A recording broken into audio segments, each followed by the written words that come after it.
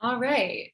Hi, everyone, and welcome to the Abolition 101 training for loved ones and community members put on by the Coalition to Decarcerate Illinois and Mamas Activating Movements for Abolition and Solidarity, known as Mamas. I'm Rebecca Bretz, and I'm an organizer with the Coalition to Decarcerate Illinois. The Coalition to Decarcerate Illinois is a group of loved ones of the incarcerated, currently and formerly incarcerated individuals, activists and creatives working towards abolition and fighting for the rights and dignity of system impacted individuals. I will now pass it to Suzanne to introduce Mamas. Hi, everyone, and welcome. My name is Suzanne Nasser. I'm one of the co-founders of Mamas Activating Movements for Abolition and Solidarity. We want to thank you all for being with us today. So just a tiny bit about Mamas. We are a collective of people conducting the labor of mothering among Black, Indigenous, and people of color-based communities. And by mamas, we mean biological and non-biological mothers and caretakers. We believe that Black and brown mamas laboring on the front lines of families and communities targeted by state violence are among the most powerful forces of revolutionary change. Thank you so much. So really quick, I'm gonna talk to you all a little bit about how today's training is gonna go, and then I'm gonna pass it back to Suzanne to introduce Benji. So Benji is going to give an hour-long training, an Abolition 101 training for the first part of today, so until 6 p.m. That training will be pretty interactive, so definitely feel free to participate via the chat in particular. We will then take a few-minute break. It'll be like 5 minutes to 6:05. And if you haven't already at that point, you can pick your breakout rooms via the Google form that we sent out via the Eventbrite emails. You'll pick 2 breakout rooms. There's 3 of them, so you'll pick 2 and then get to go to 2. They're going to be 25 minutes each. And then those will be done by Benji, Suzanne, and the wonderful Dina Lewis. They'll be facilitating those breakout rooms today. And then we'll do just a short closing just before 7 p.m. to wrap up. So it's gonna be 2 hours. And yeah, if you have any specific questions or issues about anything throughout the event, at any point during, you're welcome to reach out to me, to message me directly. And yeah, now it's time to introduce Benji. Great, thanks, Becca. And I have the privilege to introduce Benji Hart. Benji Hart is a Chicago-based author, educator, and artist whose work centers Black radicalism, queer liberation, and prison abolition. Their words have appeared in numerous anthologies and have been published in Time, Teen Vogue, The Advocate, and elsewhere. They have led workshops for organizations and at academic institutions internationally, and facilitated convenings for groups like Project NIA, Forward Together, and National Bailout. They have read at the Guild, Literary Complex, Young Chicago Authors, and Women and Children First. Their performances have been featured at such venues as the Museum of Contemporary Art Chicago, Den Fry Copenhagen, Denmark, and Museo del Chapo, Mexico City, Mexico. They have had fellowships with the Rauschenberg Foundation, Trillium Arts, and McDowell. Welcome, Benji. Thank you. Thank you so much for having me and for introducing me. I'm so grateful to be here and so grateful to be included in this training and in this conversation.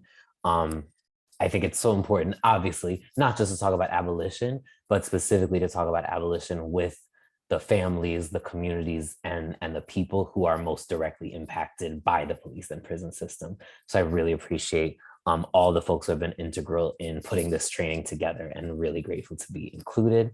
My name is Benji. Once again, I go by they, them pronouns. Just a little image description, since I'm going to be on the screen for the next hour. I'm a light-skinned Black femme with a beard and short Black hair. There's some boxes in the background behind me because I'm in the process of moving, so I apologize for that. A little leafy green plant to my left, as well as some posters on the wall behind me, including a Black Trans Lives Matter poster. And like I said, and as folks before me have already said, for the next 50 or so minutes, I'm going to be leading the Abolition 101 training before we go into our breakout groups. Because of the fluctuating size of the group, it'd be great if folks could actually rely on the chat to give responses to some of the questions and prompts that I'm going to be asking. But of course, if you're not able to do that for whatever reason on whatever device you're on, you can also feel free to unmute if that's easier for you to participate in the conversation. We just want to try and hear from as many folks as possible. And before I jump into the main activities for today, I want to say I'm actually going to be doing most of the work today because it involves some drawing, it involves some artwork. I'm going to be doing most of it on a whiteboard. So please just make sure you can see what I'm doing as I'm writing, because it's going to be an important part of the exercises that we do, as well as if at any point you can't see something or my writing is illegible or anything like that, please let me or one of the other staff people know, just to make sure that whatever I'm doing is clear. Please feel free to speak up at any point if it isn't. And with that, I would love to start us off with some quick community agreements. So if folks want to drop in the chat or say, what are some community agreements, some community norms that would help you feel seen, supported, and heard in the conversation, and that can help guide our conversation today. If folks want to drop those in the chat or shout them out now, I will start adding them to my whiteboard here.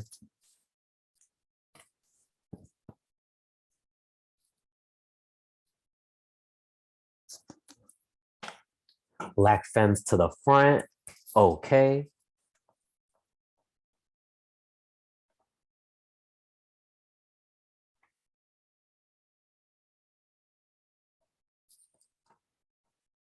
No one knows everything. Together we know a lot. Love that. Sometimes I like to say everyone is a teacher and everyone is a student. This is beautiful.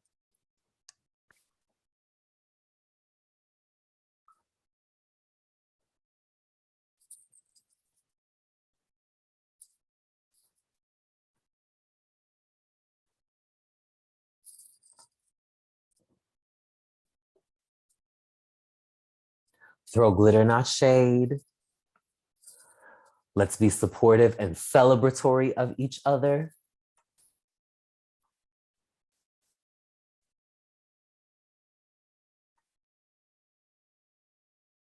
And not shady, because we get enough of that in the rest of the world.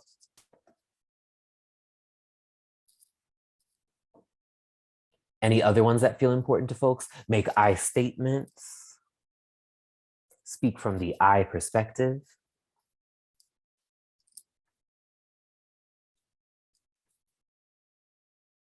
Uplift care needs. If at any point you need to take a break, need to step out, want to ask for a pause, please feel free to communicate those to myself and to other staff, and also just to take care of yourself in whatever ways you need throughout the workshop.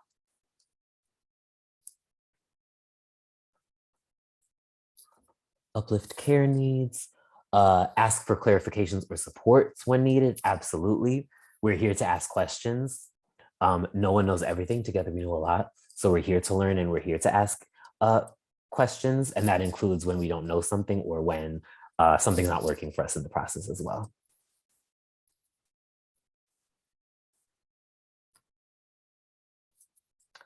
Practice active listening. That's an important one.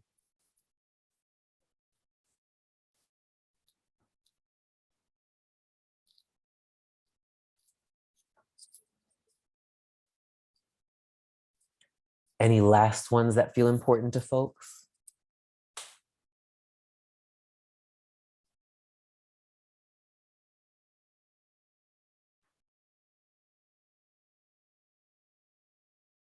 I actually feel pretty good about the ones that we have.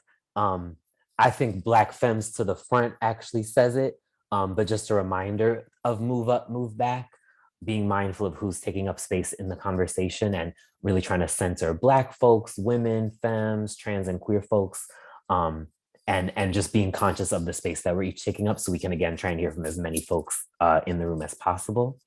But I think other than that, this looks like a really great list of community agreements. So we have Black Femmes to the Front. No one knows everything. Together we know a lot. Throw glitter, not shade. Make I statements. uplift care, ask questions, and practice active listening. Can I get a thumbs up? Can we agree to hold ourselves and each other to these agreements moving forward? Folks feel good about these and ready to move forward with them? I see thumbs, I see thumbs. Okay, great, great. Thanks, everyone. All right. Then with that, we're gonna jump right into it. So this again is an Abolition 101, Intro to Police and Prison Abolition, and thinking about what does that mean when we hear those terms thrown around in movement or in community, or maybe even increasingly on the news or in media. What does that mean, and what are people talking about? And so I think a good starting place is, what does the word abolition mean? Because increasingly, and I think some of this is, some folks are confused about the term because it's new to them and they don't know it. But I also think we're in a moment where folks in power are intentionally trying to confuse us and intentionally trying to obscure what it is that folks on the ground are talking about and are demanding. So often you'll hear in sort of mainstream discourse, well, what do they even mean when they say abolition, when they say abolish the police, when they say abolish prisons? What do those people even mean? So let's clarify what we mean. What does the word abolition mean?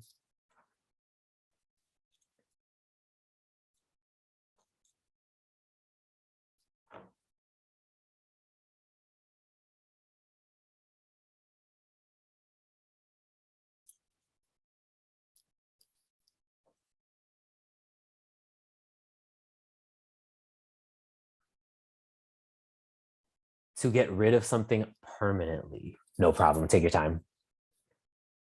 Collective reimagining, moving towards a more free future.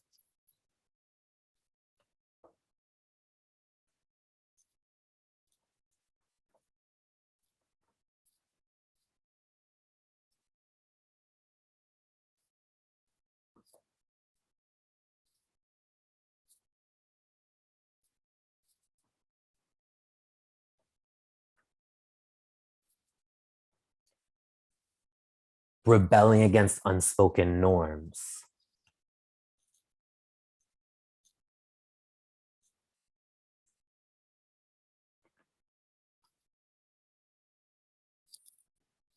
Yes, I love that.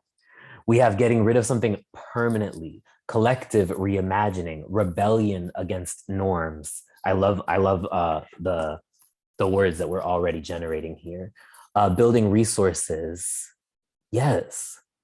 Breaking the rules that keep us stuck in oppressive cycles. Already, I'm already hearing in folks' responses the timeless Ruth Wilson Gilmore quote that abolition is not just about what we take away, it's about what we introduce, what we imagine and reimagine, and what we create together collectively. It's not about absence, it's about presence. And folks are already really beautifully kind of including that in the working definition that we have here. So I want to focus on, all of these are beautiful responses and we'll all get to them, but I want to focus on to get rid of permanently, because that is the dictionary definition of abolition in its most simplest terms is to get rid of something completely and permanently. And that's important as, again, people in power keep trying to put their own words in the mouths of organizers and in the mouths of Black people and in the mouths of the most directly impacted communities, and say, oh, well, they don't mean that, they mean this other thing. And so it's really important here that we clarify, when we say abolition, we mean abolition, and we know what that word means. When we say we want to get rid of the police and prison system in its entirety, completely and permanently, we mean what we say, and we use the word abolition intentionally. We use that word very clearly to make it clear what it is that we're actually working towards and what that collective reimagining is that we actually want. And why is another reason, not to lead too heavily, but another reason why that's important is because in this country's history, what historic event do most of us think of first when we hear the word abolition? When the word abolition is used, what is usually the first historical event that comes to mind? Enslavement. In this country, the largest structure or institution that was abolished, especially in sort of the common imaginary, was chattel slavery. And the original abolitionist movement, as most of us think of it, was the movement of formerly enslaved Black folks and white allies to abolish chattel slavery. Why is that important to keep in mind in this conversation? Why is recalling that history important in a conversation about abolishing the police and prison system?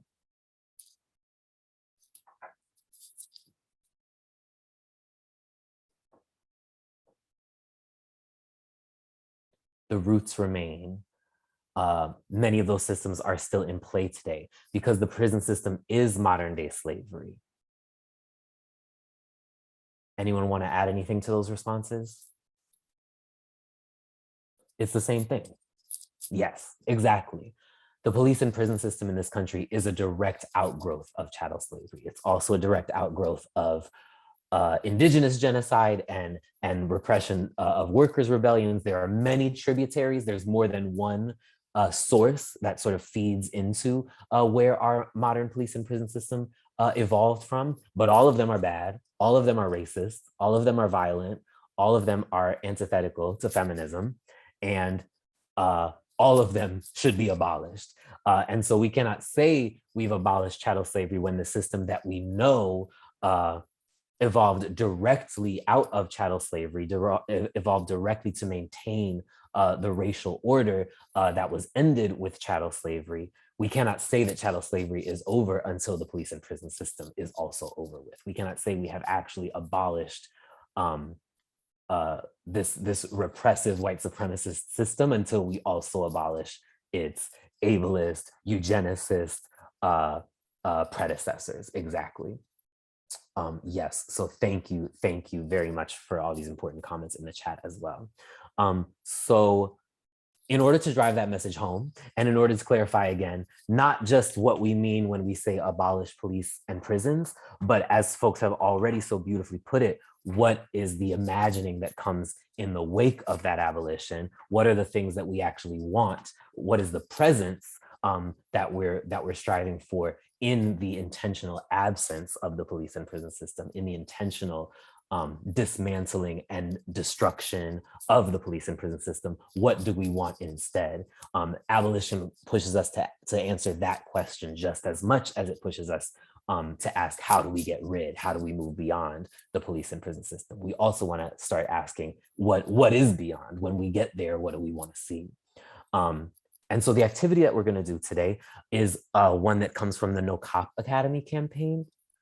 I'm sure some folks do know, but just in case some folks don't, the No Cop Academy campaign was a youth-led campaign here in Chicago that went from 2017 to 2019 and fought the construction of a $95 million police training facility in West Garfield Park. And young people who led that campaign very astutely said, if the city didn't have $2.5 million to keep our mental health clinics open in 2012, if the city couldn't find a few $1 million in the budget to keep our public schools open in 2013, how suddenly in 2017 does the city have $95 million that it just materialized out of nowhere somehow to give to the Chicago Police Department, which at that time had a budget of $1.7 billion. We know now, thanks to Lori Lightfoot, has an annual budget of $1.9 billion. But this campaign was about saying, if we have money for the police, which already receive 40% of the city budget, that means we have money for mental health care. That means we have money for housing and for education and for parks and for green space and for parents and for kids. It's not about us not having the money. It's about how the resources of the city are being prioritized and which communities of the city are being prioritized. And so at that time, at the time of the No Cop Academy campaign, defund was not a popular, sort of a widespread demand. Exactly, funding the police is a choice. It's not inevitable and it's not necessary. And so at the time, defund was not a sort of as widespread a demand. It needs to be more widespread than it is. But at that time, it was not as widespread a demand as it is currently. So a lot of the folks that we were working with under that campaign didn't know what we meant when we said things like defund the police, and didn't know what we meant when we said we don't want this new $95 million investment in the police that doesn't keep us safe. So young people and adult allies came together to create this activity that we called a crime map, to help folks better understand what we meant, and to make this idea of abolition, to make this idea of a police and a prison-free future more accessible. So in the spirit of No Cop Academy, we're going to do our own little crime map here today to help us in this room think through what that means when we say defund the police, what that means when we say abolish the police and abolish prisons. So on my whiteboard here, I have two stick figures, two imaginary characters, and I would love two names for our fictitious characters.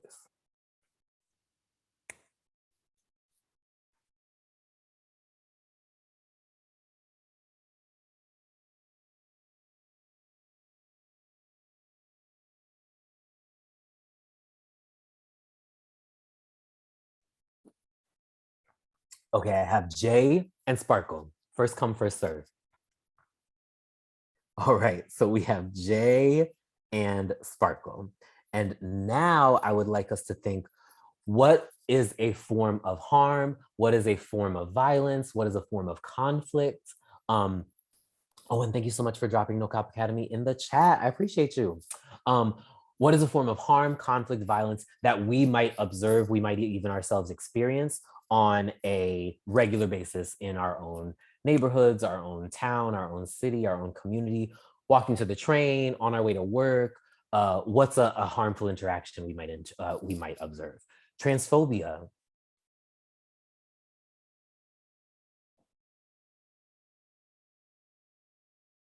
Absolutely. Misgendering. Let's, especially because we're a little pressed for time and I don't want us to run out of time. Let's actually start with transphobia. There's lots and lots of different scenarios that we could do in this activity. But let's imagine a transphobic scenario, because again, that's something we could easily observe on any given day. So let's say in this scenario, let's say Jay is a trans person, and maybe Jay is on their way to the train, and Sparkle sees them. Sparkle kind of clocks them. Maybe Sparkle doesn't like the way that they're dressed or is confused about their gender presentation, and Sparkle starts harassing them. Sparkle starts saying transphobic things to Jay. Maybe he's making fun of the way that Jay is dressed. Maybe is making loud, disrespectful comments about Jay and about Jay's gender. We can imagine this type of a scenario happening, right? Maybe some of us have experienced this type of a scenario happening. So Jay is just minding their business, trying to get to the train, trying to do whatever thing is on their agenda for the day to do, and Sparkle starts harassing them and starts saying transphobic things to them. What's what's sort of the next step that frequently might happen in this scenario? Someone is experiencing street harassment. What's might be the next thing that happens after that?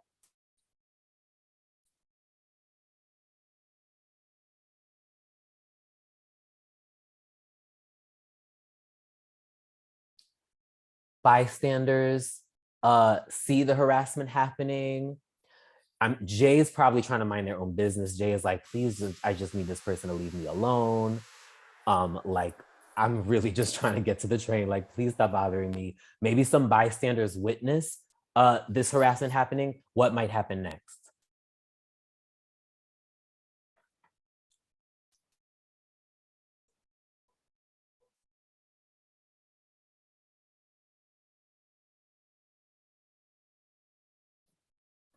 Maybe one of the bystanders, thinking they're trying to be helpful, being like, oh, I see a scary person harassing another person, I'm going to call 911.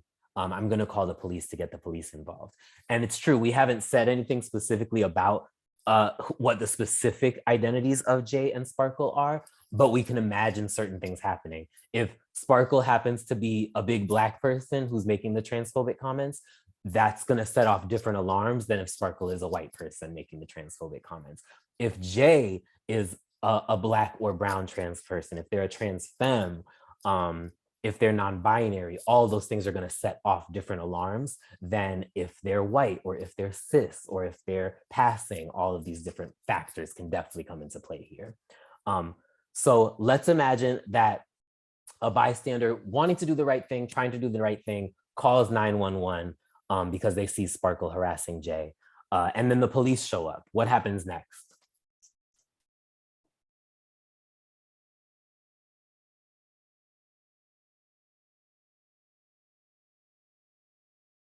Both get arrested. Why might both of them get arrested?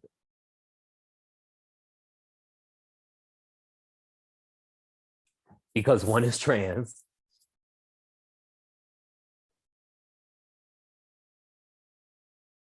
Police hostility towards trans people. Police are ineffective at mediating conflict. They're people of color. They're both people of color. Absolutely. And again, we know this is a common thread. When women of color experience partner violence, when trans people experience street harassment and they call 911, or someone on the sidelines trying to help them calls 911, we know that often police actually side with abusers and side with the people who are inflicting violence against women, inflicting violence against trans and queer people, inflicting violence against people with disabilities. And even when they don't, they show up and they see two Black people fighting. They show up and they see two trans or two gender nonconforming people yelling at each other, and they arrest both of them because they see both of them as a threat, or they see both of them as disturbing the peace, rather than seeing one of them as being the recipient of violence. So we know that when police get involved, especially when the folks are people of color, especially when the folks are trans, especially when the folks are queer, especially when the folks are disabled, they very often end up impacting all parties, not just the supposedly bad party who's the one committing the violence or the harm. It ends up being a threat and a potential source of violence for everyone. And on that note, what happens? So both Jay and Sparkle end up getting arrested. What happens next?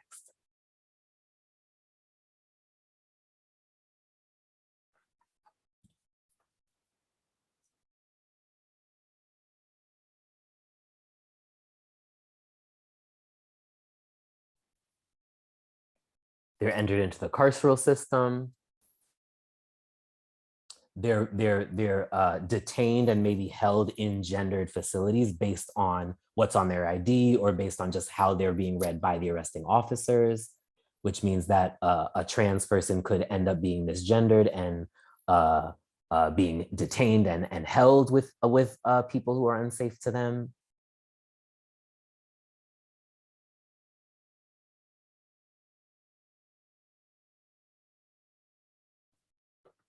Maybe Jay was on their way to work and now they're arrested and they miss work.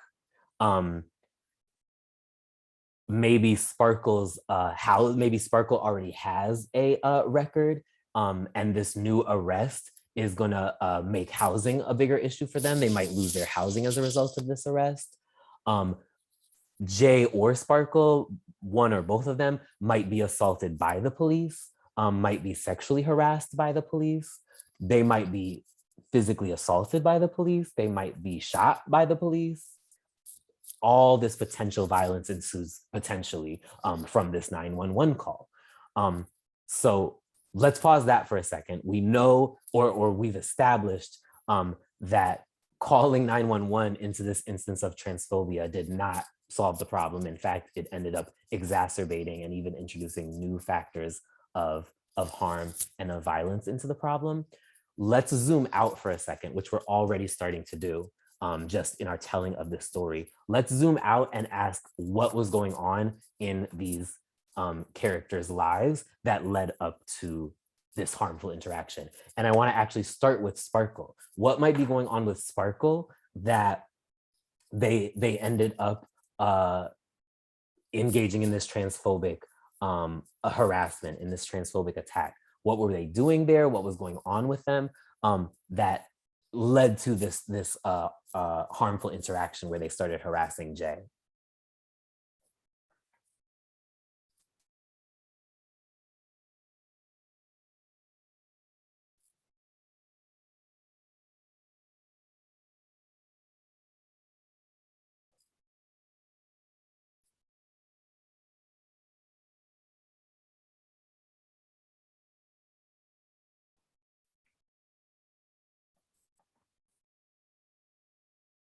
cis supremacy was the origin of the transphobic remarks. Absolutely.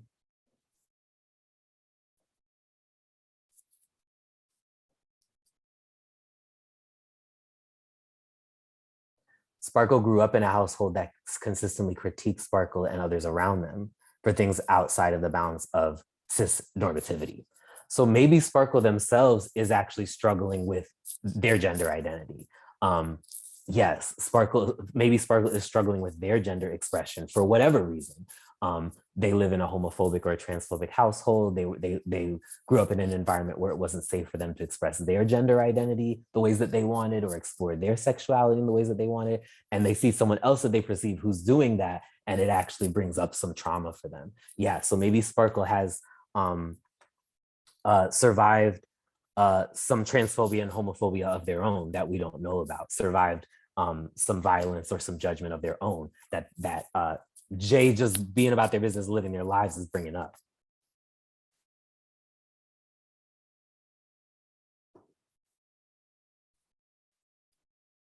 Maybe Sparkle's also having a bad mental health day. Maybe Sparkle is depressed. Maybe Sparkle is upset, angry because of other things that are going on in their life. And Jay just happened to be the person that they took it out on, unfortunately, because of cis supremacy.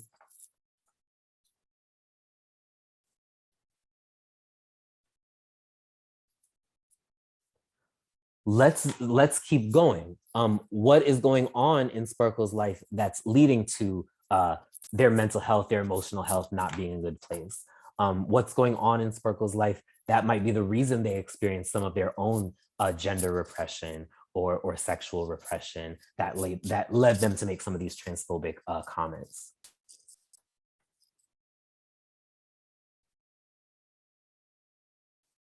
Maybe Sparkle is living with an addiction, and an action that's not aligned with their values is part of that. Part of an agitation that they're dealing with as a result of addiction, or them not being in the best mental place or the best version of themselves because of an addiction that they're struggling with. And maybe that addiction is even rooted in them coping with their gender suppression, coping with some of the transphobia and homophobia that they've survived. Maybe their addiction is part of how they deal with that.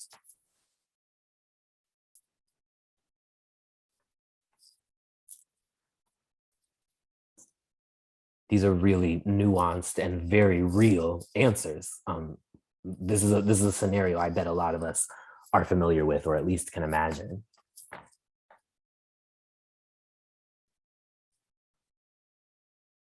Sparkle's political values, and again, the environment or the community that they grew up in or currently live in could absolutely be a factor.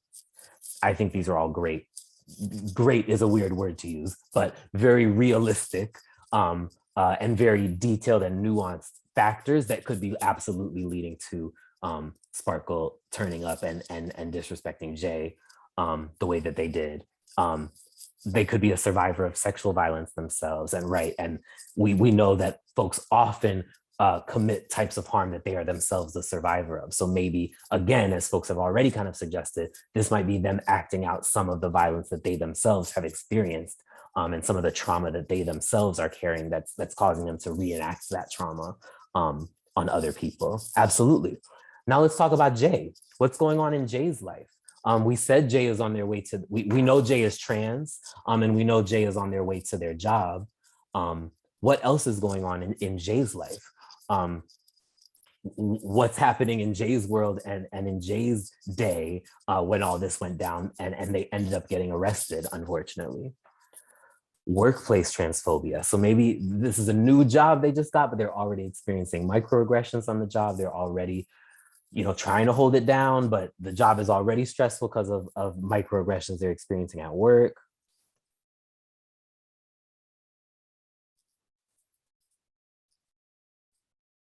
Jay is on their way to work wearing a gender affirming outfit.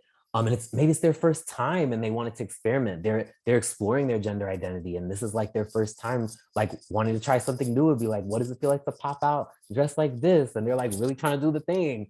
And then this harassment happens. That stinks.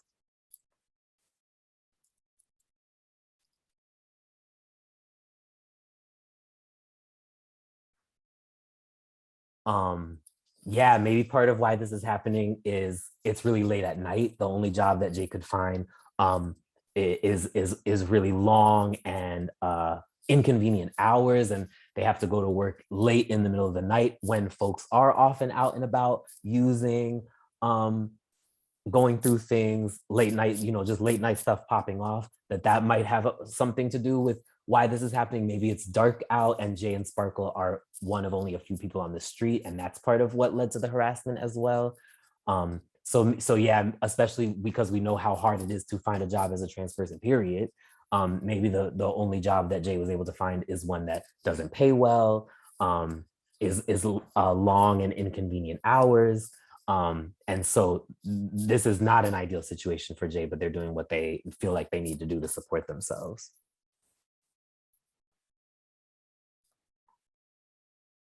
Jay has previous experiences with transphobia or transmisia, excuse me, and has a shorter meter for getting mentally emotionally activated around these kind of incidents. Yeah, so maybe in the scenario Jay is just trying to get to the train, minding their own business, like, girl, please leave me alone. But maybe Jay is like, no, like, I'm tired of dealing with this. Like, I'm tired of being misgendered. I'm tired of people saying disrespectful things to me. Like, I'm turning up, like, I'm defending myself. And that could have also led to further escalation and police involvement. TL, could you say more about transmisia if you're able to?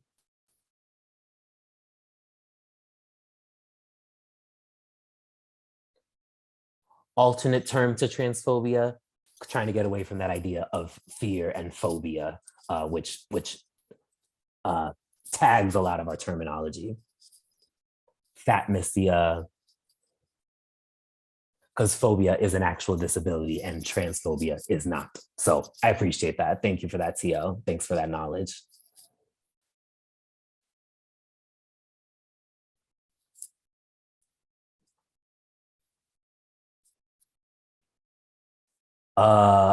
Back to Jay, these long hours, these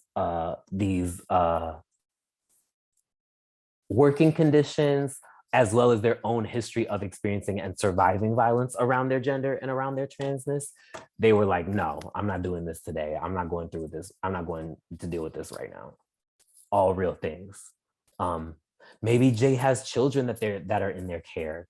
Maybe Jay is a parent, or maybe Jay is watching other family members, and that's part of why they're working this job and they've picked up these extra hours. What are some other reasons Jay might have some young people in their care?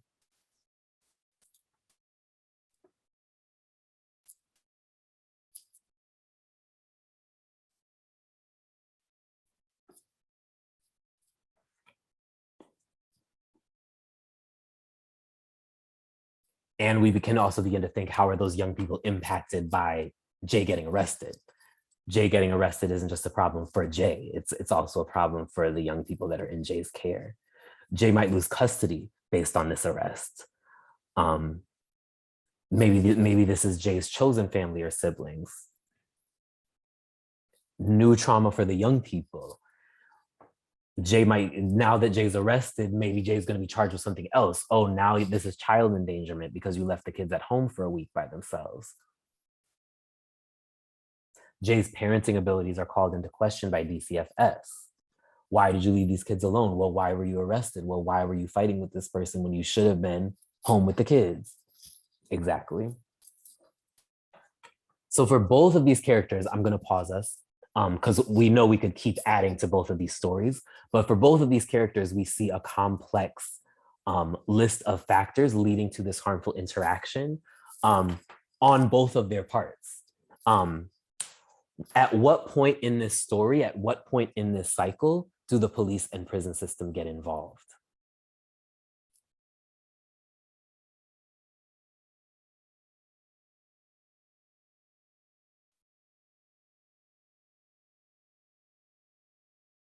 At the point of arrest, which is where in this story?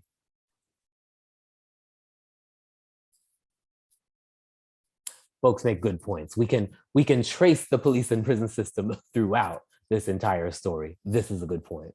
But at what point do these folks interact with the police? At what point do the police come and physically get involved with these two characters?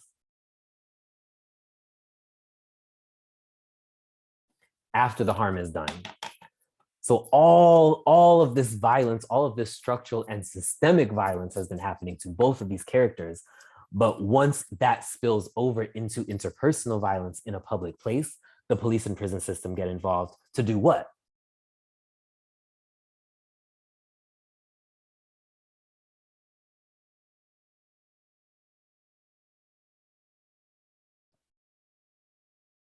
To punish, to offer punitive solutions, to do greater harm,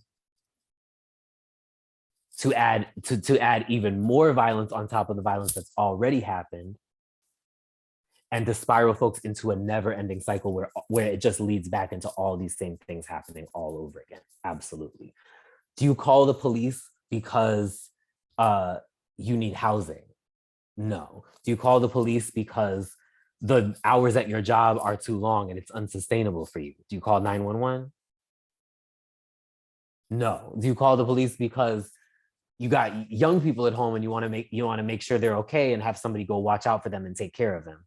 Do you call 911? Do you call DCFS? No, you don't. Exactly. So the police and prison system gets involved after harm has already happened, after violence has already happened, to punish the parties involved, whether or not the parties involved committed any acts of violence or not, and to further these cycles of violence. Thinking now about these cycles and thinking about some of the events in both of these characters' stories that led up to this moment of violence, that led up to the harassment of Jay by Sparkle, what are some interventions that could have happened somewhere along these roads that might have actually stopped that harmful interaction from happening, that might have actually stopped the violence from happening?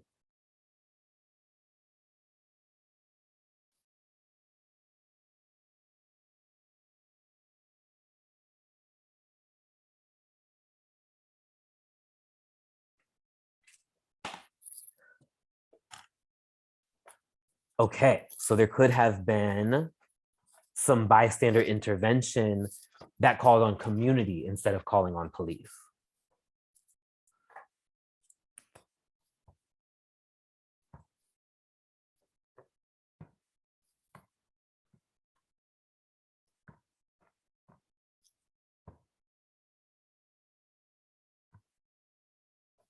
Community intervention. Sorry, y'all, I'm catching up.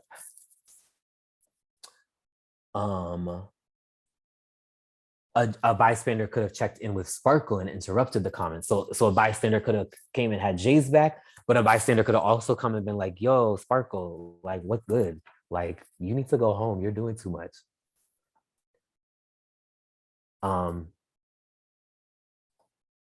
Someone could have distracted Sparkle. Someone from Sparkle's childhood, someone who Sparkle knows, who's not a stranger, but someone else from the block or someone else from the area who Sparkle has a relationship with, could intervene and be like, hey, chill, like, we're not doing that right now. You need to leave this person alone. You're not sober right now. Let me go take you to sober up. I know you had a hard day today. Like, let's come talk about it because this person actually has nothing to do with it. You come chill with me. What other supports, what other resources might have helped stop that violence from happening in the first place?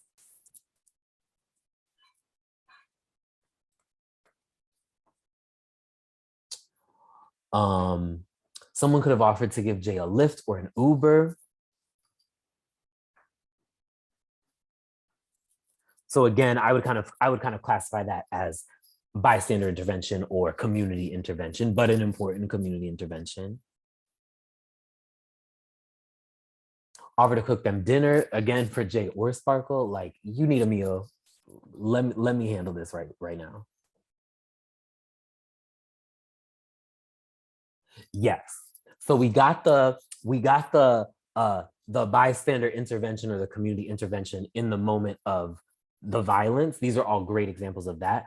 I'm also thinking about what are some interventions that could have happened earlier on? What are some interventions in both Jay and Sparkle's stories could have happened in terms of relationships and also resources that might have helped stop that intervention, stop that violence from even happening in the first place, stop the harassment from even being a thing? What are some interventions that could have come before that harmful interaction that might have stopped the violence from happening in the first place? Someone in Sparkle's childhood could have supported them a long time ago. Sparkle could have gotten some gender identity affirming supports and resources and relationships way back, either from family or from other folks in the community, that might have helped them deal with some of their gender questions in a healthier and a more positive and a more affirming way. Accessible, anti-racist and free substance treatment. Hello. Love that.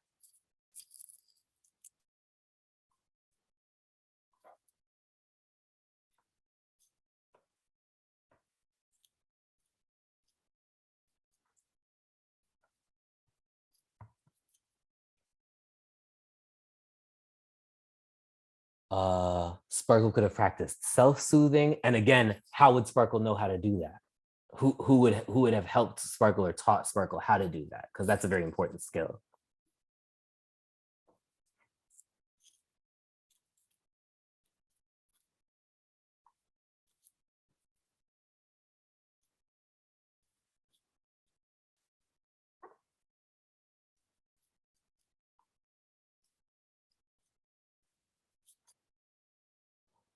Organizing better work conditions for Jay, ending transmisia, ending transphobia, depending on the accessible terminology, but ending anti-trans violence and anti-trans discrimination. Sparkle having a support system that wasn't taken away from them by previous rounds of incarceration. Absolutely. Community support, which we know incarceration gets in the way of, incarceration takes away. Having families, classrooms, communities that model monitoring and managing emotions. Yes. So having this be something folks have access to in local public schools, which are highly funded. Having mental and emotional health being something that's addressed in schools and directly in communities. So that these are tools and skills that folks are getting from early on to help them deal with these hard emotions. Accessible therapists and free mental health care.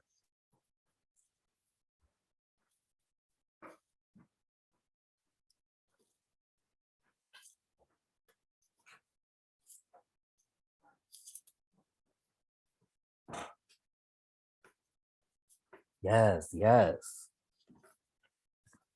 Folks, see where we're going with this? Any other resources we can think of? Any other interventions or supports that could have made a really big difference in preventing this violence from happening, as well as responding to it in a non-carceral way when it did happen, which I love that we have both of those things going. Free public transportation. If public transportation was also free and readily accessible.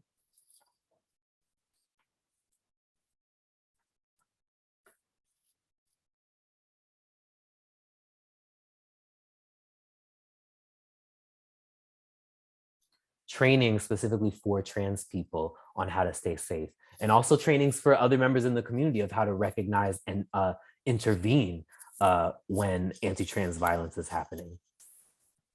Circles in schools, trans and queer curriculum in schools, talking about trans and queer identities in these public and in these community settings, so that when someone sees a trans person being attacked, it's not their first time thinking about gender and not their first time thinking about transness, is in a moment of violence and escalation. Absolutely.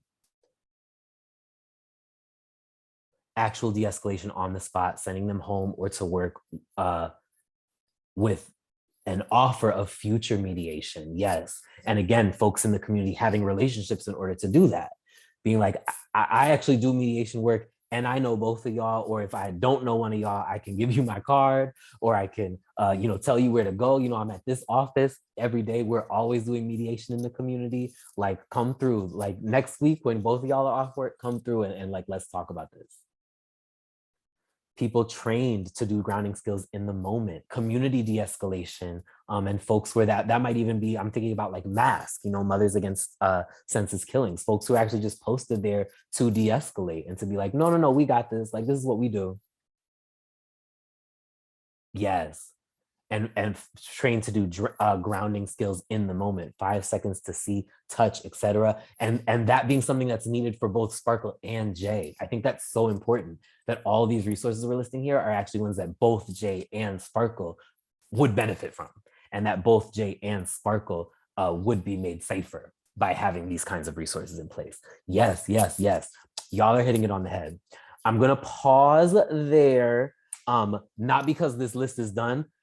We can keep adding to this list, and I actually hope that when we go into some of our breakout groups, we do keep adding to this list in terms of what are the resources we actually want to see in our communities. But looking over this list that we have here today, what are some themes or some trends that people notice in terms of interventions that A, could have prevented this violence from happening, but B, that are non-carceral? What are some themes and some trends in this list that we're starting to see? I hope my handwriting is legible. Redistributing of public funds.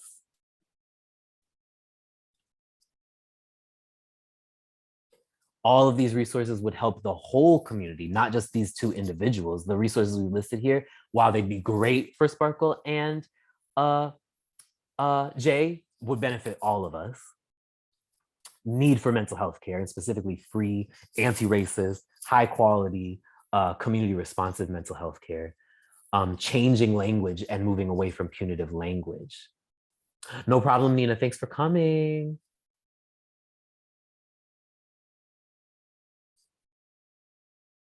Yes. And all of these, I would argue, are abolitionist demands. When we are demanding these things and fighting for these things, we are demanding police and prison-free solutions to addressing the root causes of harm and violence in our community, because we know that the police and prison system not only doesn't address these root causes, it actually, as folks have already pointed out beautifully, exacerbates them. It actually perpetuates cycles of harm and violence. It does not alleviate them or solve them. These are the things that we know address the root causes of harm and violence. So whenever we are demanding these things, we're making abolitionist demands. And when someone says, well, but how are we going to make mental health care free and accessible to everyone? How are we going to make public transportation free and accessible? That's expensive. How are we going to institute a new curriculum across the public school system? That costs a lot of money. Of course it does. And you take it from the police and prison system. That's what we mean when we say defund the police. And what we learned in No Cop Academy is that the city budget is not a finite pie, that if you take 5 cents from here, if you put 5 cents here, that means you automatically take 5 cents from somewhere else. Actually, the city has the resources to fund whatever it wants to fund and support whatever it wants to support. And again, it's about priority. So when we say these are the things we want to prioritize, that has to go hand in hand with saying, and we need to deprioritize surveillance, incarceration, and state violence. We need to defund and abolish the systems that we know are actually contributing to community violence and interpersonal harm. And we need to start supporting, start funding, and start building together the resources that we know actually get to the root causes. And what I really appreciate about the things that people are saying here is that, yes, some of these are things that we're demanding of the city or of the country or of local or federal agencies in terms of where they're putting funding, but some of these things are things that come from us. And some of these things are things that are actually about what we generate and about what we build, and getting communities into our resources so that we can be the intervention, so that we can be the de-escalation team, so that we can be the ones who stand up and address the harm or the violence that's happening. So yes, when we say defund and abolish police, we're talking about that funding going to social safety nets and public programs, but we're also talking about it going directly into our communities so that we can be the ones who provide public safety for ourselves and for each other. Does that make sense? Folks following me so far? We're basically at time, but any questions about this activity before we go into our breakout groups where we can talk about these things with a little bit more detail and a little bit more nuance as well. Yes, yes. TL says, learning these new skills requires training. I don't think people realize that you don't just mediate conflicts with no experience. It requires training, and that's where the funding goes. How do we de-escalate when we see this kind of violence in our community? We need funding to make that training possible, and we need to train each other, exactly. Just like this, just like what we're doing here today. Exactly, exactly. So I'm gonna pause us there. If I'm not mistaken, we have a 5-minute break, and then we'll come back and go into our individual breakout groups where we can talk about some of these questions and topics in more detail. But I really want to encourage folks to, as we go into those breakout groups, to return both to this activity in terms of thinking about the violence that the police and prison system inflicts and what that means when we say defund and abolish it, but also what are the things that we want to demand that actually get to the root causes of violence. And again, we can go even way beyond this list, and we can dream even bigger than some of these great resources that we've listed here. And so I really want to encourage us to do that in the next part of the session.